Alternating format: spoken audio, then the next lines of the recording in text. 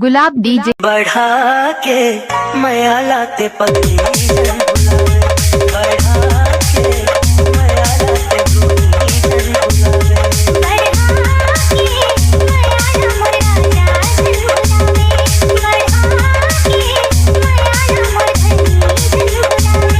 जिंदगी भर हंसावत रही बे काबू जान रोवे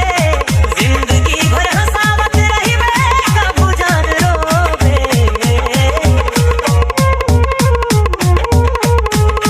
बढ़ा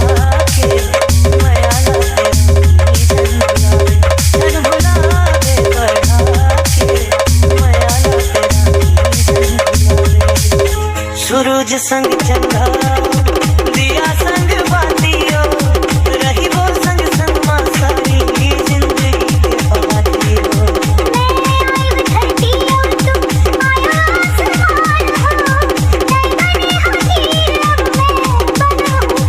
बन के हम प्रेम के पंछी जीवन भर उड़ावो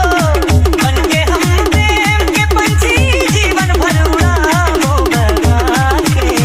माया ला मोधनी जन बुलावे बढ़ा के माया ला तेरा जन बुलावे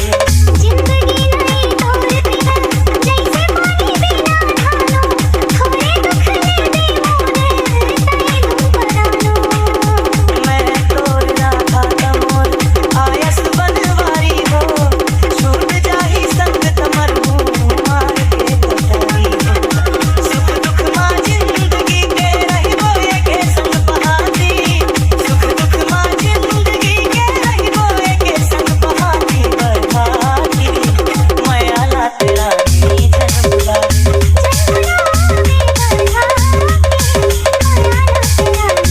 नहीं चाही सोना चांदी धन और दौलत हो चाही तोर साथ बोला सर्ग जिंदगानी हो तोरे संग महापायो मैं पूरा संसार हो गम नहीं दुख के होला खुशी है अपार बढ़ा के मया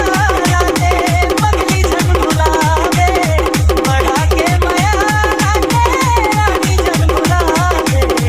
जिंदगी भर हंसावत रही बे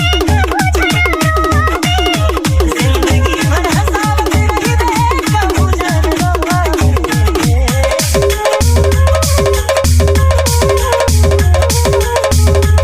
नेताम प्रोडक्शन।